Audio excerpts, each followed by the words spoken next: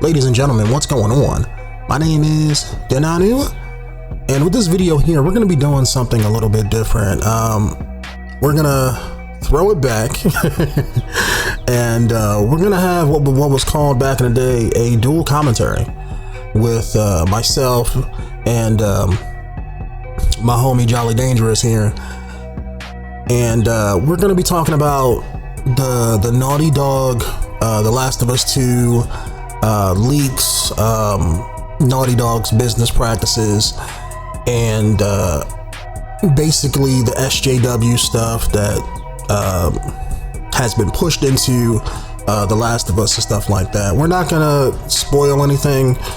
We dance around the leak, as it were, you know, for obvious reasons that we'll get into in the video, but this is just us talking about that kind of sort of stuff, giving our opinions on it, and just our thoughts about all of that stuff in general, without explicitly stating what was in the leaks and stuff like that. You know, we're just giving our opinions on the whole situation, so to speak, and talking about Naughty Dog's business practices from their Uncharted games to The Last of Us Part 1 and leading into The Last of Us Part 2, and Sony's business practices and how they've been responding to the Last of Us 2 leaks that's been, you know, releasing on the internet for the past couple months here. So I hope you guys enjoy it. If you guys want to see more or want us to talk about anything specific or anything like that, just let me know down in the comments. I always check most of my stuff, and you know, I comment on a regular when people try to leave comments on my videos. So I hope you guys enjoy, and here we go. All right, I'm ready whenever you are. All right, I mean, your show introduces. I'm not good at intros. Like, that's your thing. You start off the videos and stuff. No, sir. I mean, did not this biggest, blackest privilege and all that other stuff, man. You go ahead and do your damn thing, bro. It feels kind of weird when somebody's in the room with me. You know, it's like I'm normally alone when I verbal masturbate. Okay, like it feels kind of weird. Some running water for you, sir. Yeah, you know, I want the flower petals. And you know the milky bath water. Oh my! You know, rose petals in the bed. I need all of that. Okay, it's so a process. I made it. What's up, y'all? It's your homie Jolly Dangerous, man. I don't know. Should I start using my real name? Anyway, I mean, this is your channel, dog. Like, how do you not just do the intro, dog? Man, we brought dog in it. They know what it is. All right. Anyway, so what was brought up? What? I was just gonna say, like, you know, what we talking about, you know? Okay, yeah. So what we talking about is the whole Naughty Dog controversy with The Last of Us 2, and we're not really talking about the leaks. Not really talking about the leaks, but we are talking about the leaks. All right. We're talking, so it's like Fight Club. Yeah. We don't. Yeah. Rule number 1: don't talk about Fight Club. You know, so we're not really talking about the leaks, but we're talking about the leaks. If you've already, this may be a spoiler warning. So like, if you don't want to hear anything about the spoilers or anything like that, you may not want to tune in. But if you're like the rest of us out there that just really want to get a little bit more information, a little bit more context, then you know this is probably what you will want to hear. Yep. So I had discovered this article from, I don't know what YouTube channel I discovered it from, but anyway, they linked it to Bounding Into Comics. And the article is basically about how Sony allegedly identifies The Last of Us 2 leakers and contradicts previous rumors. You read through it, yada, yada, yada. You see a few pictures here and there. I think one picture is, I think that's Abby, because that person looks way too swole to be Ellie. Oh, okay. So Abby's the trans character. I mean, yeah, because you probably read about it more than me. I mean, I just know of it, but yeah. So yeah, that Abby is the trans character that you take control over halfway through, or for a good majority of the game afterwards. That's as far as I want to go talking about that part, though. But yeah, they have a picture of her on this article, and this person is swole. I mean, she hit the gym more than me. Like, you know, like I'm jealous right now. Like, I'm telling you, man, she got them arm veins, bro. Like, I'm like, how do I get like that though? How do I get like that but not look so angry? Yeah, she in that Wolverine pose too, like when Hugh Jackman was swole for like the Wolverine. Yup. But here's a question. In a world like The Last of Us, where do you find the hormone pills? You know what? These are the real questions and answers that we get to on the channel. You know, like we ask the important stuff, the nitty gritty, the meat and the potatoes of gaming, news, culture, and entertainment. YouTube, that's what we do. You know, now that I think about it, though, those pills will probably be in abundance because no one's really looking for that stuff. They're looking for, like, you know, medicine that helps them live. Anyway. Yeah, but when you gotta look for food and stuff like that, like I think certain things take priority, like food, shelter, clothing. You know, not dying of a deadly world disease. Wait. You know what? Wait a minute. I hope COVID don't jump to ants, because that might start that whole Last of Us thing kicking off. And, you know, I ain't trying to deal with clickers.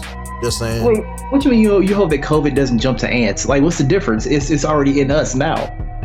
Yeah, but it's not mutating and pulling some of that deadly nature stuff. That like in The Last of Us, the virus that did all that is a real virus that's in ants. So like that's what I'm saying. Like nature can. It's not a virus. It's in ants. That is actually based off of actual fungus. Yeah. That when it sprouts spores, it does get into insects. Yeah, like burrows into their brain and all of that stuff. Like nature has some really bad stuff. Yeah. Like you know where COVID-19 probably came from? Like you know, like a couple years ago when that old ass Egyptian tomb got unearthed and you had that nasty sarcophagus water that people was like, oh, I want to drink that. Like it was that going on. So you saying COVID is a biblical plague? I'm just saying it could possibly be. We don't know. They say it comes from bats, but I haven't tested any bats. Just saying. I don't know. I'm kind of inclined to believe them that it did come from bats, because a lot of the stuff that we've had that has pretty much killed us in some form or fashion has come from nature and has come from animals, especially animals that they have in lab environments.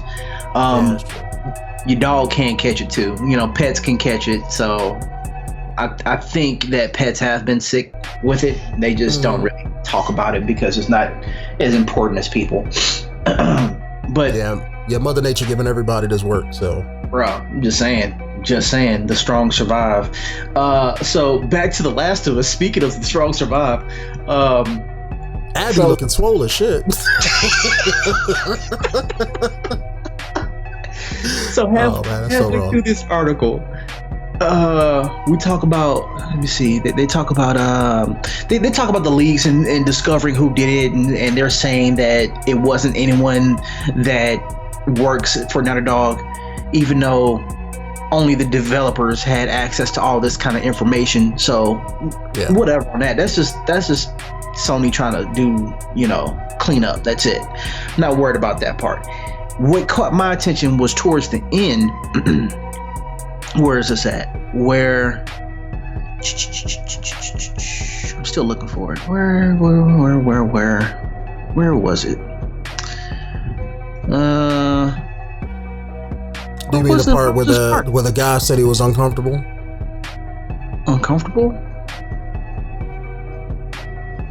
Where you see that at? Yeah, the sexist employee. Yeah, I'm trying to find out where that is, because I swear I had it up. Let me see. Yeah, it's right above the picture of the two guys holding the lady. Right above the picture of the two guys holding the lady. Let me see where that is. Oh, okay, yeah. This is a related article. So Naughty Dog VP in The Last of Us Part 2 director Neil Druckmann previously fired a sexist focus tester. So he explained that, quote unquote, you have some sexist focus testers who were really upset by Natalie beating up Nate, and really upset at the end when it was Nate's daughter. So Nate, this is the Uncharted thing. So he added to the point where we had to ask one guy to leave. In his core, it just affected him. He was cursing, "Not you too, Naughty Dog. God damn it. I guess I'm done with Uncharted. If you guys ever make another one with his daughter, this fucking bullshit." So explain the context of that, because I haven't played, the last Uncharted game and everything. Does he mean that Nadine was beating up Nate's daughter, or like? See, that's what I was confused about, because I don't really remember that in the game. Yeah, I don't even think that was. I don't think that actually made it into the actual game. I think that was something that was tried out, because I remember. Let me see. Was it 4? I want to say it was 4, where Nathan was fighting. Man, I'm not really good. Hold on, real quick. Hello? Yep. All right, yeah. I'm not really good with the names, but I remember in Uncharted 4, there's a few people that you have to go through, and one of Nate's, I think, exes or someone that was like a villain, like a female. You play as her in the DLC. Man, I can't remember names right now, but you end up fighting her. Okay. In some fashion, and you pretty much get your ass whooped. It wasn't really about fighting her. It was just one of those bosses that you had to go through at that time. So you play as Nathan. So you play as Nathan Drake getting beat up by a girl, and that's what I'm assuming he was getting mad at. I guess so. And this is back in 2016, and then Naughty Dog Uncharted 4 came out 2 or 3 years ago. 1980. Yeah, that was probably what they were talking about. And then and then as his daughter. So at the very end, you do play as his daughter, but you only play for it's not even, it's like a 20-minute segment that there's no fighting in it, there's no guns or anything like that. You just play as the daughter. Oh, okay, so he's probably mad that because he thinks that if you play as his daughter, that for the next Uncharted game, it's going to be about the daughter and not about, I guess, Nathan Drake or whatever. Yeah, but I mean, honestly, I'm kind of with Naughty Dog on this part, where to me, I would have let that person go too, because his views were so far one-sided that it wasn't really in the middle. Like, you have to be as objective as possible when you're a focus tester. How does it make you feel? But if you're just belligerent and you're saying this, then that's you're kind of wrong. And let's say if that was the case, just like I'm sure Last of Us 2 has some some stuff related to different characters and stuff too. But if it's just, let's say, Nathan Drake, he had his trilogy of games, and you want to pass that torch to his daughter and then give her some games, I know, me being a man, I have no problems with that. It's all in how you do the story and how you tell it. If I feel that if you tell a good story with Nathan Drake across the 3 games and his story ends, then it's like, you can't keep having him be your main protagonist if you want to tell an ongoing story. That's just, it has to have an endpoint with it. Whether he dies, gets married, retires, whatever, So the former Naughty Dog employee and animator Jonathan Cooper, who I also follow on Twitter, who worked on The Last of Us 2 and Uncharted 4, also details that Naughty Dog threatened to withhold his final paycheck unless he signed additional paperwork stating that he wouldn't share their production practices. Let me see. And then he talks about it in his Twitter account. Cooper went on to detail that he didn't personally have any awful crunch tail, meaning, you know what crunch tails are, right? Yeah. Yeah. Like where companies go through crunch time in order to finish up the game before it turns gold and all that. Yeah. He said he doesn't have an awful crunch tail, but he noted that a friend of his was hospitalized. The truth is, I have no crunch tail. The story animators, as we were known, were averaging 46 hours a week when I left, and I personally never went over 55. The story team is super organized, and we reacted to whatever was thrown at us. That's not to say others weren't suffering. For the demo shown last year, the gameplay animators crunched more than I've ever seen and required weeks of recovery afterwards. One good friend of mine was hospitalized at the end due to overwork. He still had over half a year to go. There have been others since. He then went on to detail why he specifically decided to leave Naughty Dog, claiming it was due to Naughty Dog no longer being the best and their talent retention practices. Basically, just keep holding on to talented people. Yeah. So basically, they're a company. I know a lot of times companies take that a lot too far, and that's been a huge hot topic in gaming media for the past few years now. But I mean, 46-hour work weeks. I mean, a typical work week is 40. That's not too much. Even if it was 50-hour work weeks, that's like 12-hour days. It's not too bad, but it is what it is. Yeah, I mean, everything can kind of boil down to it's a company. Yeah. Honestly, from what I'm hearing, Naughty Dog is not as bad as they could be. There are other companies out there that are way worse. All you gotta look into way worse. Yeah, all you gotta do is look into any video game release that was super messed up. And half of the reasons why is due to crunch time, or a big publisher shitting on the people who are making it, or let's say shitty bosses who don't know how to manage their employees. It's the reason why certain games just come out awful. Yeah. I mean, I gotta tell you, 46 hours, just 6 hours of overtime doesn't really seem like a lot unless you're being yelled at by a drill instructor. That's a little different. I've done 90-hour work weeks before, 90 hours. Shit gets crazy when you're doing 15-hour days back to back for 7 days. It's not necessarily as bad as it could be, and that's all I'm saying. Yeah, you could be doing manual labor and doing 90 hours. boy, I'm about to go straight Spartan God boy. You could.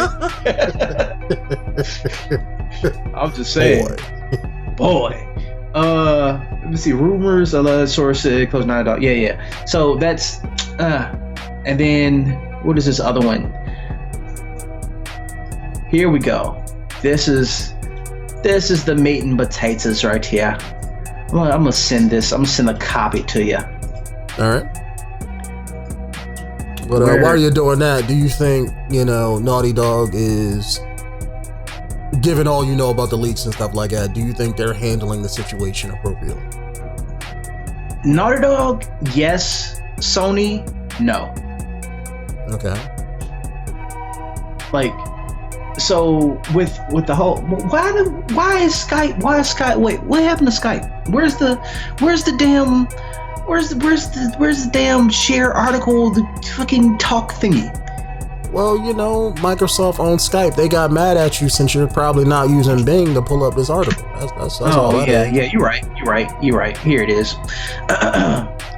So in terms of if Naughty Dog is handling this whole situation right, I feel like they are. Right, I feel like the PR company their PR department is trying to do as much as they can to mitigate damage, because I'm gonna be as truthful as possible. I'm gonna be honest. I'm gonna try to be unbiased.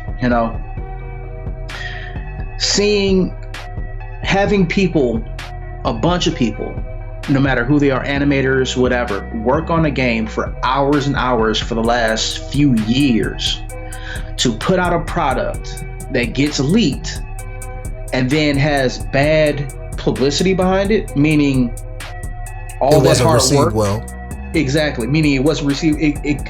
All that hard work goes down the drain.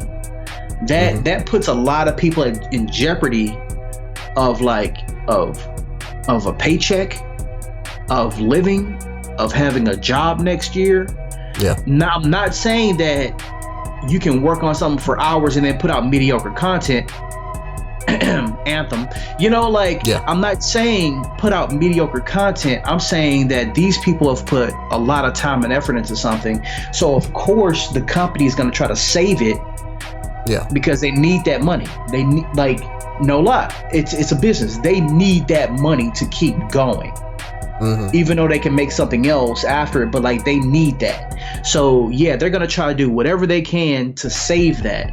Now, Naughty Dog, I feel like they're doing their best without trying to, alienate the fans that they have.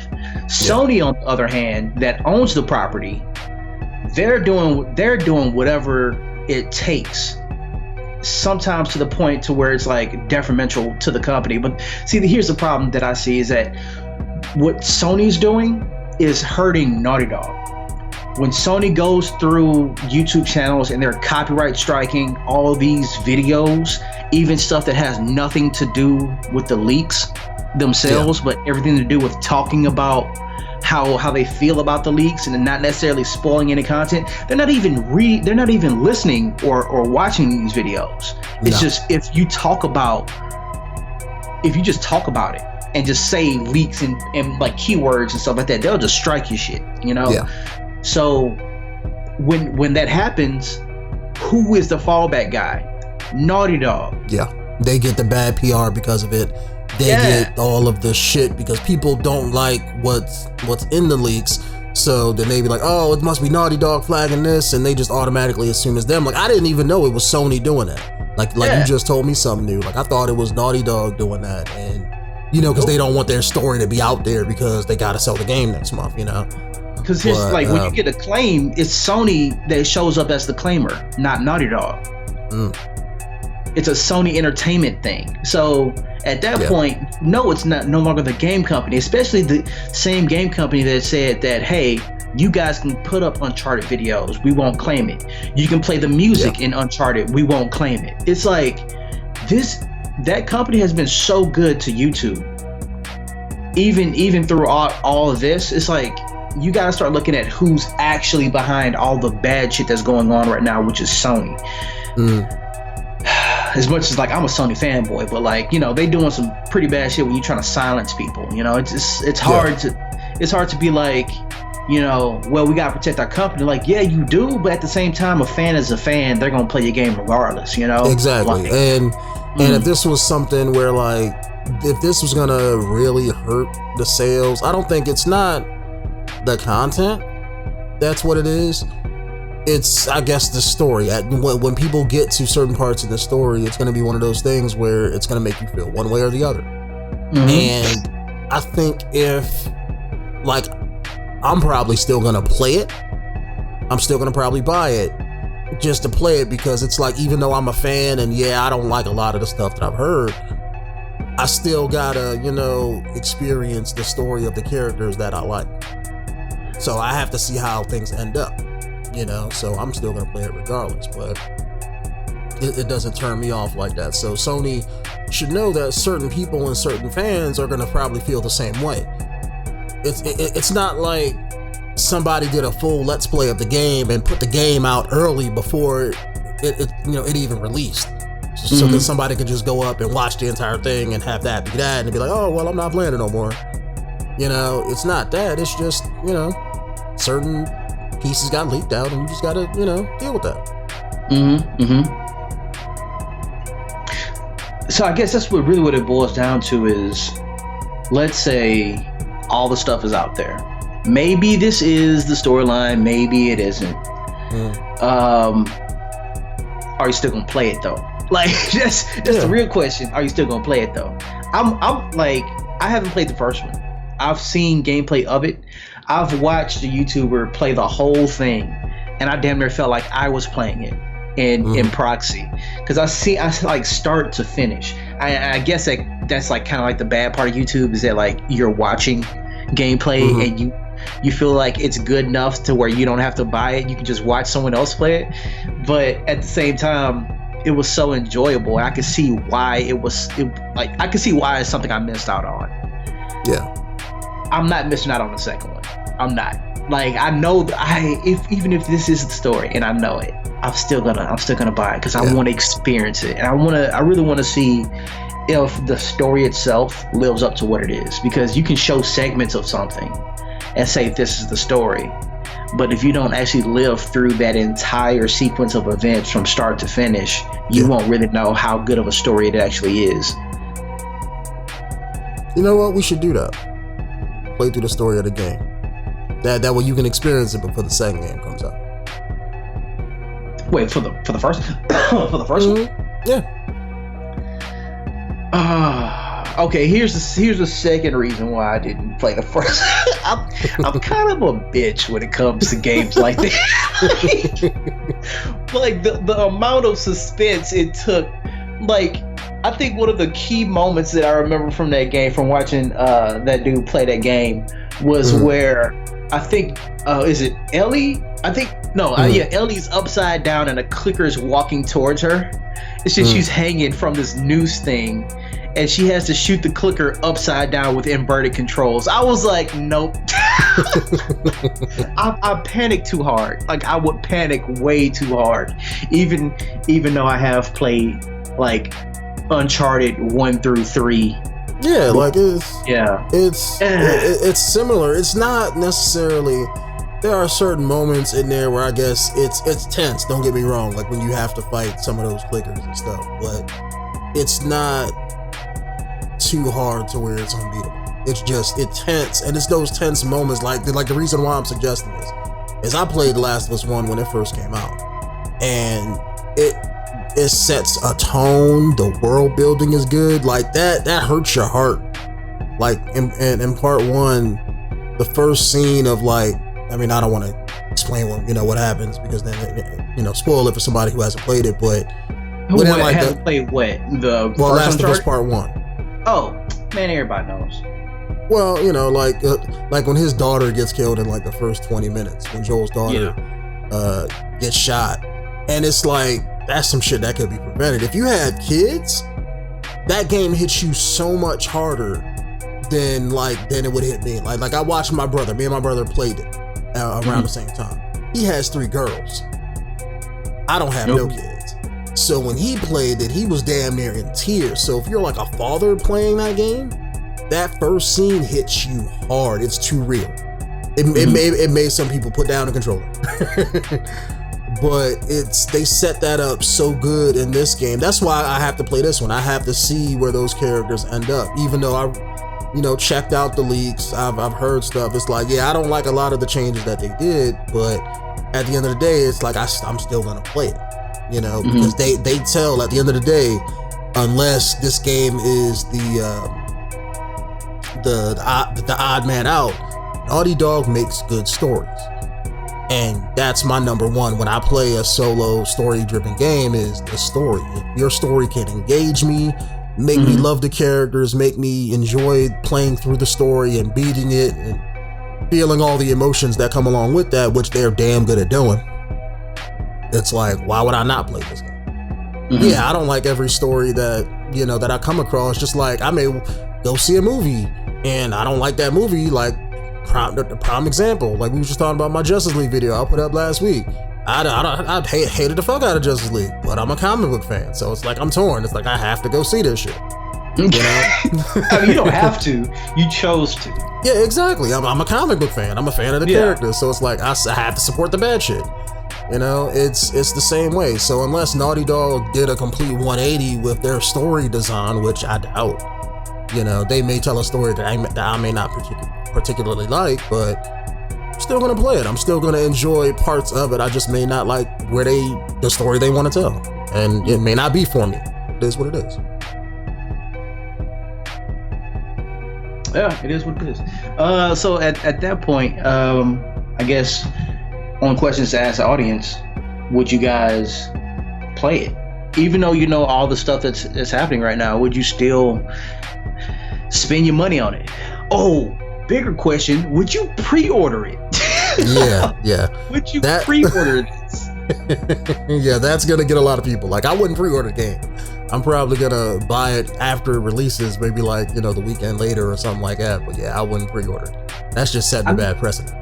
Yeah, I know I'll buy it, but I don't think I'm gonna pre-order it. Yeah, because it takes a lot for me to pre-order a game. Like, I pre-ordered Uncharted 4. Don't get me wrong, I pre-ordered the fuck out of that game because I already knew what I was getting into. Like, I knew how well it got set up before. And I don't even think they didn't have pre-orders back for Uncharted 1, did they? Was that a thing? That was years ago. How long ago was that? Let me see. Uncharted 1 came out. Oh, you're gonna hear some clicking. Uncharted 1. I mean, because I want to say like pre-order. Oh, that was in 2007. Yeah. They were just starting being a thing. I did not pre-order Uncharted 1. I pre-ordered Uncharted 2, Skip 3, and then got the opportunity to play 1, 2, 3, and I think the game that was on like PSP, because they put everything inside of like a director's cut edition, or like I forgot what the edition was called, but it had all the games into one. Then that's when I played everything start to finish. Yeah, what do they call it? The Nathan Drake collection or something like that. There you go, Nathan Drake collection. Yes, then because of that, I pre-ordered 4. So this is something like when you hear all these rumors and stuff like that, and just see the bad press that Sony's bad press that Sony's doing, it's like, I'm not pre-ordering this game. Yeah, you're seeing everything out of context, and it's one of those things. Context can make or break something. Like, exactly. I can understand. Like, I'm somebody, I don't like a lot of SJW stuff in my games, but if that's the story they want to tell, and I'm a fan of that game, it is what it is.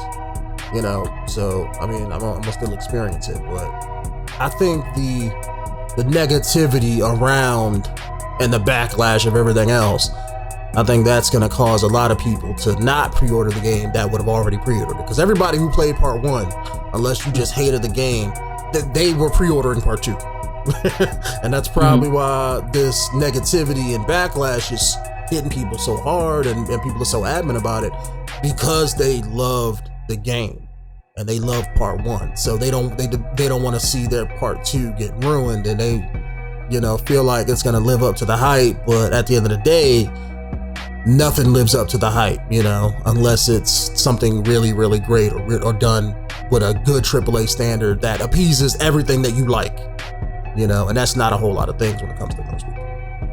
Did you just say you don't like SJW stuff in your game? Yeah, I don't. Why? Well, I don't mind it, and this is coming from somebody who makes female characters in games in almost every game I play, because of the sexy, female form and all that good stuff. But I feel with SJW stuff, I don't mind it. I can understand where it's coming from, and I get it, but I don't feel like when I sit down and play a game, I want to play the game for the sake of the game. What Last of Us 2 or whatever. So if I'm playing The Last of Us 1 or The Last of Us 2, and I want the game to tell me its story. I don't want the game to push an agenda. And it's the same thing with comic books, and because it's becoming more prevalent there too. I'm looking for just the experience, make a good game. If you want to have a gay character in it, if you want to have a gay black man be your main character, fine. Don't throw it in my face every 5 seconds and be like, oh, did you know? I was like, I can't mess with you. I'm into men. And just don't throw it up in my face every 5 minutes. Just let it be natural, let it be organic, let it be part of the story you're trying to tell. And then I won't feel like, oh, this is just an agenda, let the story tell itself naturally. If he's gay, let him be gay. I could care less. There are people that don't exist. Why are people getting upset over something about people that are just people out there? We're talking about video game characters. They don't exist. Why are people getting mad about it? I'm glad you said that, man. Like, so check that article out that I just sent to you. So this was, how there's a whole separate audience out there that's like, if Anita Sarkeesian had anything to do with it, I don't want to fuck with it.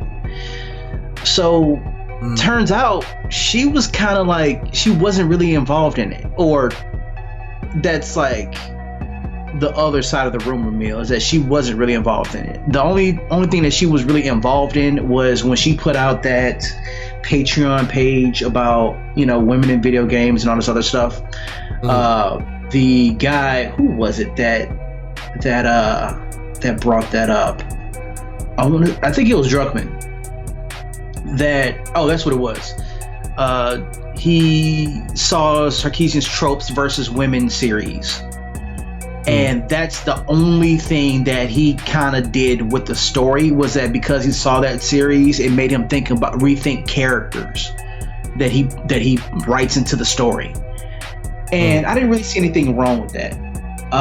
If you can see like the character part and not necessarily let me throw this in there just because I can or just because I should shoehorn a character into it, then that makes sense. So in one of his, I think Rolling Stone magazine had interviewed him, and they asked him about the whole influence behind Anita's frequency videos and the larger conversation about the diversity in representation in games, and how did that affect Uncharted 4. So he goes on to say, Drugman, when I'm introduced and describing a new character to our lead character concept artist, constantly she will ask, what if it was a girl? That's what she would ask. And I'm like, oh, I didn't think about that. Let me think. Does that affect or change anything? No. Cool. That's different. Yeah, let's do it. So initially in the epilogue in Uncharted 4, it was Nate's son, not his daughter. And then something similar happened with the mansion they go into. That was an old English guy's house. She asked, well, what if it was a woman? And turns out, in the game, it was an older woman. They did change Nate from having a son to a daughter, and it did not affect the story. If anything, to me, it made it a little bit like I kind of liked it that way. Like it was something that you wouldn't usually expect. It's like, okay, he had a daughter, dope, because people in real life do have daughters as well. Not just sons all the time. And it's not the sons coming back and killing their dads. I mean, a lot of girls have anger and daddy issues too, and they don't like their family and everything too. So it was fantastic. It was like, okay, at the end of it, this little girl has both of her parents to look up to. It's like I would want to see a small DLC based on her just to see where things go. And it was the same thing with The Last of Us 2. When a Twitter user asked for clarification regarding her involvement, Sarkeesia's involvement, Naughty Dog level designer Evan Hill stated that her influence went as far as Druckmann citing her videos 5 years ago. So that was it. Like all he did was cite videos explaining about it. And honestly, when you think about it, and you think about if you never would have known that influenced not Uncharted, but The Last of Us' story, even in the first game, you wouldn't have, like, nobody would have said anything. Yeah. Because no one did say anything. Like this was kept secret all this time. And then when it's brought up, it's like, oh shit. Well, I don't want to play the game because she was involved in the second one. She wasn't directly involved in it, no. Well, it makes a whole lot of sense, and I think half the problem is gaming media. When people read these articles, they're not fact checking. That's the problem. That's number one. Like if you read an article from a legit news source, you check your facts and you check your sources. So that way you don't want to put up any lies or what's that word that they use? Slander. You don't want to slander anybody, anything like that. So a lot of times, a lot of these articles and websites, they want to get the story out there. So Last of Us leaks, blah, blah, blah, blah, blah. Anissa Sarkeesian meets with Naughty Dog to discuss The Last of Us 2 leaks. So it's like they write the articles tailored a certain way to get people mad to make videos and talk shit about the game and stuff just to drive traffic to their site. I think that's completely fucked up, but that's an issue, a video unto itself if we want to talk about it. But half the time when people read a lot of that stuff, they're not reading in between the lines, and like me and you would be like, okay, let me find this article in like 4 or 5 of the web pages to weed out what's fact and what isn't, to just go to, they're just immediately taking it as fact. Just like how some people do with Facebook and Twitter, when people say anything on there and people just automatically believe it. Hi, Fox News. No. Exactly. The AAA studio that is known as Fox News. You know what I mean? Nothing but honesty and truthfulness there. Truth, justice, and the American way, and integrity, all those good buzzwords. That's all Fox News. Holy crap. But you know, a lot of people just see all these articles and they hear her name associated with something they love. I know that would turn me off. Like if somebody was like, "Oh, Anita Sarkeesian, you know, met with the developers of this game," I'm like, well, I know what this is gonna be. Like I automatically knows, since her stance and her character, it's like it's not a game I would want to buy. You know? Yeah. And you know, I'm sorry, it's really unfortunate that. All right, so to not sound.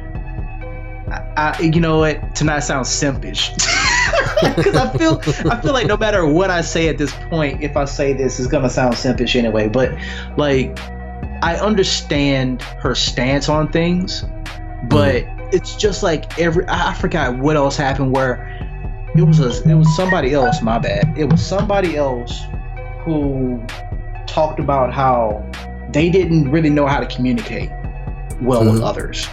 They had a good point. Oh, that's motherfucker. Hold on. I'm gonna silence this, like Sony tried to silence all those YouTubers. All right.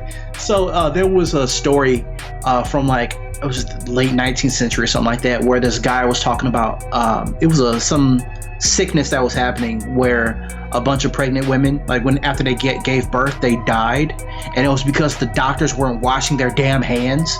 It was like way back when. The doctors would do surgeries in the morning and deliver babies at night, but they weren't washing their hands in between surgeries.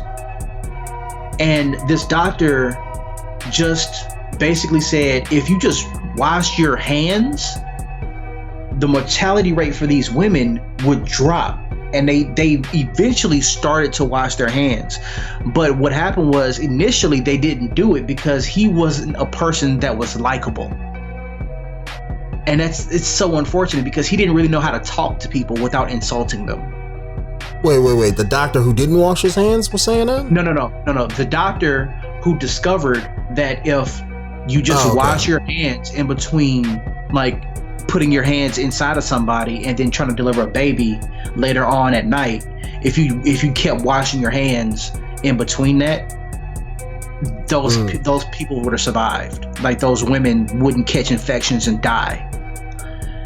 But the problem was that he himself was not really good at communication without insulting people.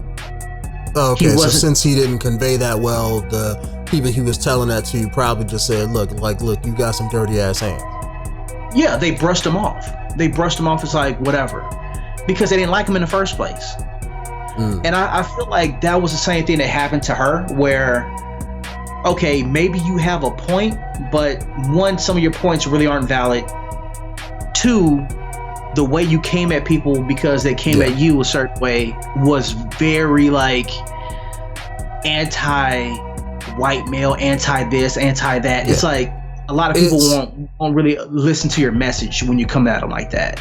Yeah, it's what we were talking about the other day. So a lot of people like that, they're so, I'm going to use this term in the wrong way, but they're so far gone into that they, like we was talking about the other day, they get so extra. Like you can't just be normal. You have to go above normal. It's like a lot of them feel like they got to be extra in order to be heard. And that's not the case. But a lot of people who are into, and you can apply this to video, excuse me. You can apply this to video games, SJW stuff, but how many people have you seen out there on the news or in real life, if you got friends, like any of those type of, I'm going to use this term a little bit different. I'm probably wrong for using it, but those hippie type, agenda focused, movement type people, to where they go so extra with it and they don't even try to understand or even hear any kind of criticisms that come their way. It's just, no, they're right and you're wrong. Yeah. Oh my goodness. They're so one way with it. So they can convince probably a lot of people if they just toned it back, be normal, have a conversation like me and you would have, oh, I think this. Oh, I don't know. You may be wrong about that, but having, what about this idea? If you have a level-headed conversation with somebody, yeah, you're more than likely to get the point across and have at least them understand where you're coming from, whether they agree with you or not. Yeah. But at least you listen and heard them. Whereas if you just come out of somebody and like, oh, you're wrong, I'm right, ain't nobody gonna listen to you. Yeah, I think that not that many people feel like they can be heard without being judged or without being told that they're wrong. And like that's one of the biggest problems that we have, is that other people aren't really open to the opinions and ideas of others without becoming belligerent. Mm-hmm.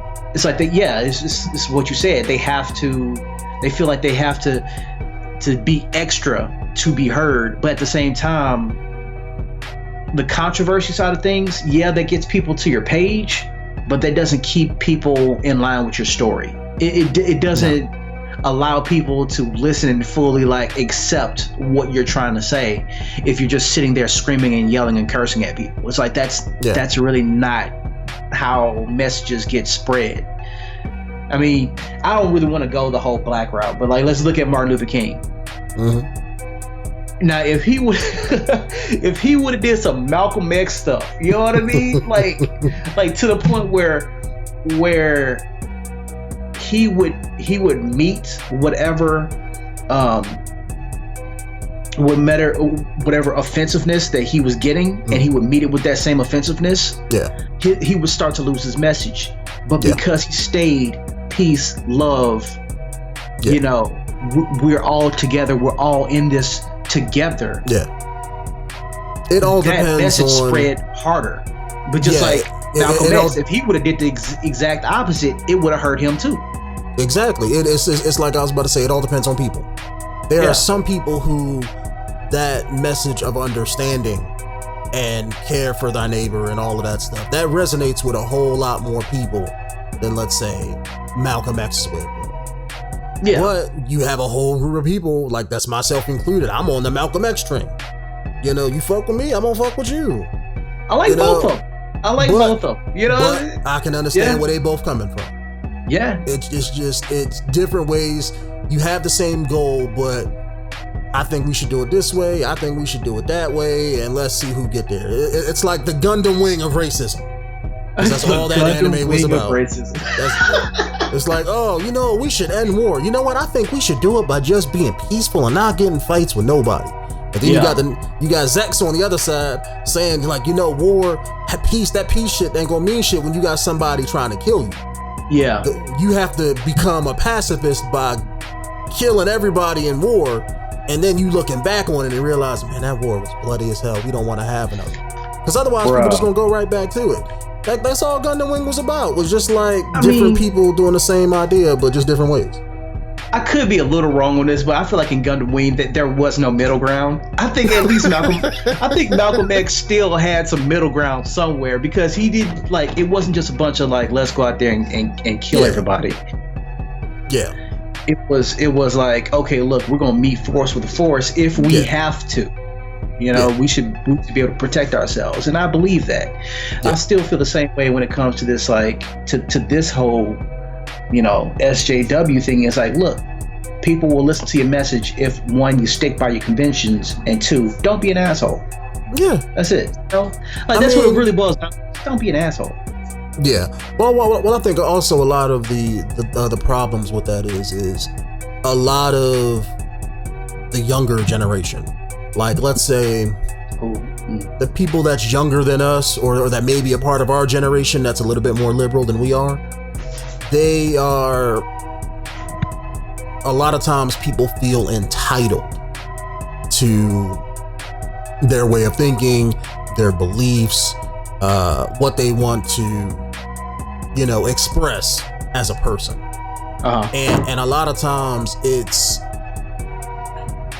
they feel like, with that entitlement, it's like they know they're right. There's no way they can be wrong. So if they come out there and they write an article about, let's say, oh, shouldn't there be more women in video games? And then you have that article don't get as many views as saying like, oh, the new Doom Eternal just came out and you got Doom guy going around slaughtering demons and shit. Yeah, that article may get, let's say, like 20 million clicks or 20 million views or whatever. Mm-hmm. And this SJW, movement type thing only gets, let's say, like 1 million. Yeah. They're like, oh, it's because it's the male agenda, it's misogyny, it's like, no, it's just that you got to think about your target audience. Yeah. If you come out with an article, you can't expect a message article or a call to arms. Isn't that what they call that on YouTube? Yep. A call to arms video about, more women in video gaming. Yeah, that's an interesting topic. I mean, I know I watch stuff like that all the time, but that's not everybody's cup of tea. So you can't expect it to do the same thing. You can't get mad when it doesn't. You just got to keep putting your message out there, and eventually it will build a following if you happen to reach those kind of people. I'm going to be honest with you. When I sit back and I really look at all the videos and stuff that's being produced on YouTube about like SJW and stuff like that, I don't feel like it's as much as it used to be. And I honestly don't feel like the statistics are there. Wait, I'm sorry. Can you hear my dog panting? No, you good. Okay, cool. I feel like the statistics that are like against SJW and all this other stuff, I don't feel like that's a majority of people. I mean, I know it's not a majority of people, but I really don't feel like it's as prevalent as it once was. Yeah, because a lot of the stuff are different. A lot of stuff is different now, and a lot of gaming websites and stuff that pander those kind of articles, I don't really think that they have any clout anymore. I feel like that's just a way to get clicks and make up stuff that really isn't happening anymore. It's still happening, don't get me wrong, right? There's still sexist stuff in the gaming industry and a bunch of other things that needs to be addressed, but I just don't think it's as prevalent as it once was. I do think that companies like Naughty Dog and like other companies out there are really, catering more towards everyone. Just like Ubisoft, even though sometimes it's kind of forced over there, it's where the story doesn't really add up anymore, but that kind of thing. Yeah, I see it more as it's in the YouTube space. I don't see it nowhere near as much, like that, or because usually those kind of videos don't attract a whole lot of attention.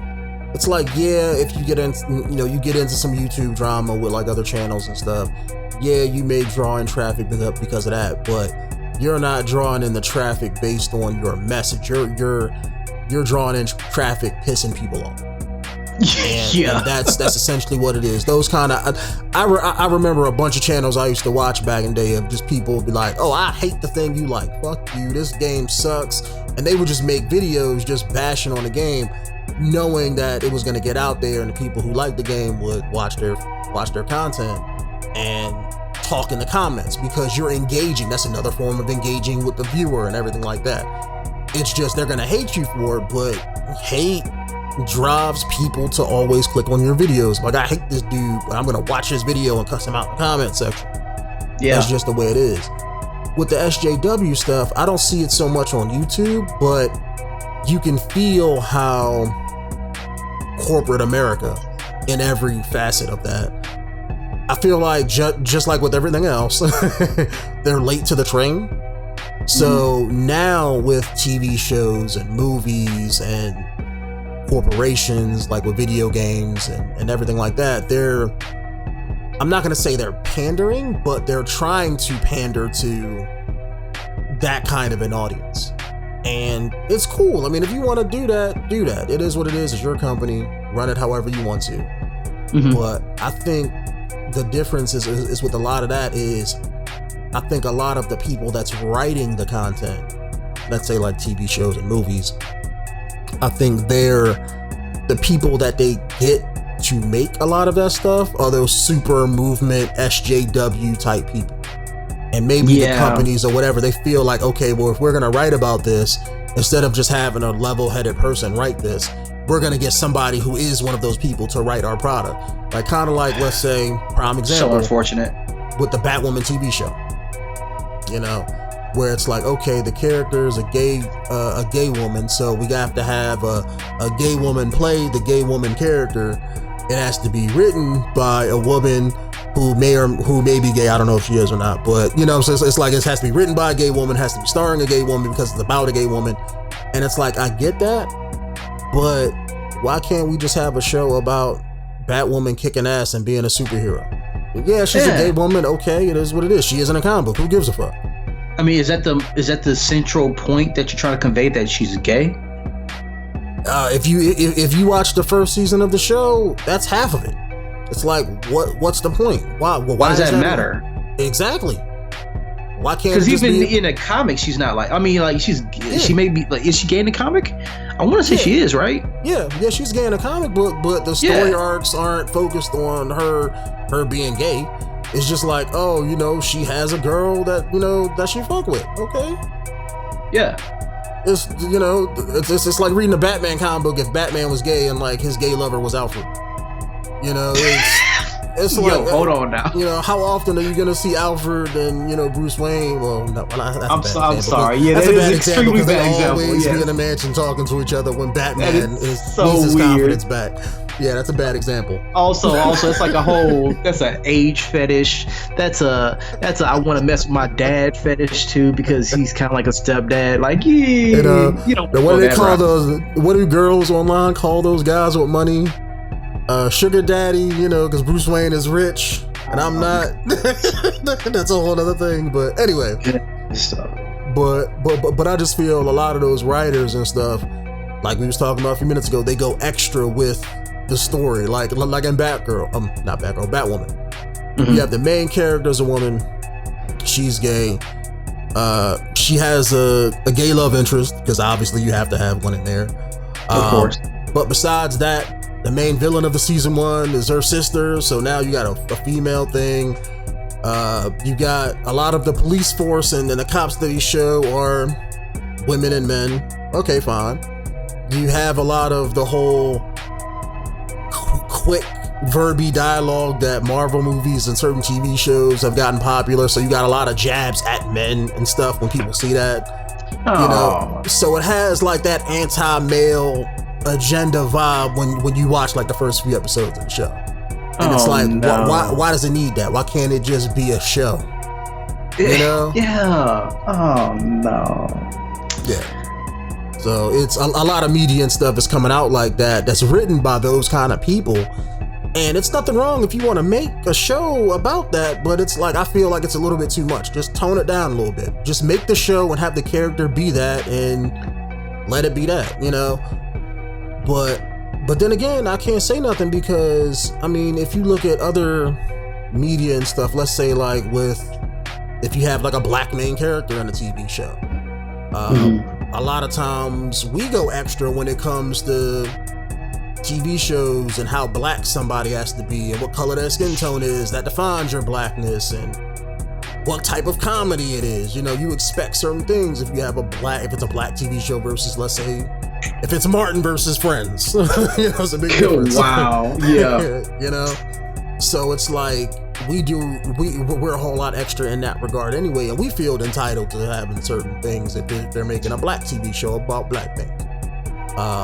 You know, like I can name a few TV shows, I haven't seen them, but like Power or the one you talk about, Atlanta, I don't know if that has that kind of way of thinking too, but I don't think it does. But you know what I'm talking about, right? When I say that, it's a satirical type thing, yeah. But I know exactly what you're talking about. So it's like, I mean, who am I to say they can't have their moment? You know, tone down your moment, but keep ours up. You know what I'm saying? I think everybody needed to just tone it down and just let it be a part of the thing. And if your TV show is about them growing as a character, or if your video game is about a trans character, you know, being a part of a game or being in a game world, do it, make it. Mm-hmm. You know, you just have to expect that it's just not gonna appeal to everybody. And there's gonna be tons of people out there who's gonna be like, oh, I'm a trans character, that's not the kind of character I want to play. And probably, and this is coming from somebody who's the opposite, probably I would say 60 to 70 amount of 60 to 70% of the people who play video games, and I'm just throwing out a rough estimate number based on my experiences, they always say the same thing. There's three kinds of people who play games. You have the one person like who wants to, let's say, make their character and they want to put themselves in the game. Like, I got a friend who I play games with. If he can't be a black dude, and if that black dude don't have like dreads as a hair choice, he ain't playing the game, because he wants to make his character to look like him. He superimposes himself into his characters. Then you get people like me, where I'm the other way around, where it's like, okay, I could give a fuck what I look like. I don't want to make myself. I want to make an avatar for me. Yeah. And half the time it's sexy women, because I like to look at sexy women. That's just my thing, you know? And then you have the third type of person who just, I just want to make whatever I feel like making. That could be something wacky. That could be something super serious. That could be whatever. You know, those are people who run around running as naked clowns in GTA and MMO games and weird crap like that. Yeah. But it's those kind of people. So if they have options for, let's say, trans or gay or whatever, I mean, I think that should be included in those games, like in those games where you can create your character. Yeah. But if a certain game developer wants to make a game that has a gay main character, I mean, I think they've been making a whole lot of strides with that. I think Ellie was probably the major gay character that everybody fucked with in The Last of Us 1. And then you had that other game, what was the game called with the girl with the time travel powers? Time travel powers. She went to school and you could rewind time and all that stuff. That was, I forgot her name, but that was Life. No, what was it? Life is Strange. Chloe, I think Chloe was her name. Yeah, Chloe. But she was gay in that. I enjoyed the hell out of that game. Wait, Chloe wasn't gay, was she? I think she had the gay best friend and they was hooking up. Yeah, there you go. She had a gay best friend, and spoiler alert, the gay best friend killed herself. Oh, I thought they got together, because it was either her, like, I thought they was like, you know. Oh, you talking about the one with the blue hair? Yeah. No, the one with the blue hair, she was gay. I don't think Chloe was gay though. Oh, I thought she was gay too. But there you go, ruining my good point. Yeah, you know, I was gonna say she was I was gonna say she was gay, and everybody seemed to like that game, you know, regardless of their sexuality or whatever. Yeah. So it's like it can be done, but I want those kind of experiences, because let's say Ellie in The Last of Us 1, her being gay didn't change her character. It didn't change how I feel about her. It was just like that. Oh snap! She gonna kiss this black chick in this mall, and you know, I was rooting for him. And it's kind of messed up what happened later on, but it's just like, you know, it doesn't have to be an agenda-heavy push to get your message out there. Just make the game, make it a good experience, and then if people want to read more into the message that you're telling them, then let them do that. Let that be their choice. You know, don't try to make their choice for them. Mm-hmm. Yeah, that's what it was. So Chloe was gay. So I was right. Fuck you for trying to tell me I'm wrong. No. Yeah, I'm sorry. I was thinking about the main character Max that you play as. Oh, okay, that's what her name was. Max. Yeah, I was wrong about that. So the main character was Max. Chloe was the one with the blue hair. Okay. Let me see. And a lot of people don't really know if Max was bi or straight, but Chloe was gay. Well, when I played it, I was getting a lot of those gay vibes between Chloe and Max. So, I mean, that's what I thought it was. Maybe other people have different experiences, but maybe I was putting my hopes and dreams into my experience, maybe, because that's what I want to see. I wanted to see them make out. I mean, so maybe I'm wrong.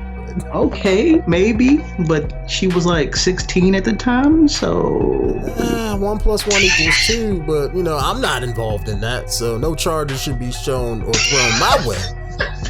I'm just saying. All right. So, getting back on topic, I think we should just close it right there before the FBI shows up at your house. So the real question, like getting back to the whole topic after all this like run around type stuff, is like, well, it needs to be said because it all kind of evolves back into would you pre-order the game, would you buy the game? Do you still have interest in playing it even though you know the story, that kind of thing. Let us know in the comments below. Also, if there is something else that you guys want us to talk about, let us know.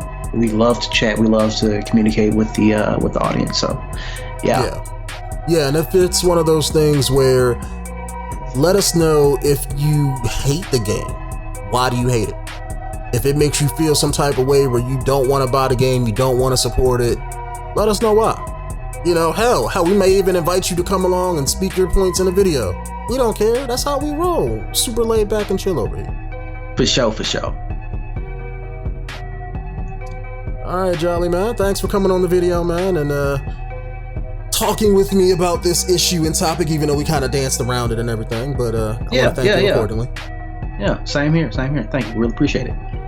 Yeah, and if you guys have any other comments or any other video topics that you want us to talk about, let us know down in the comments below as well. See you guys in the next one.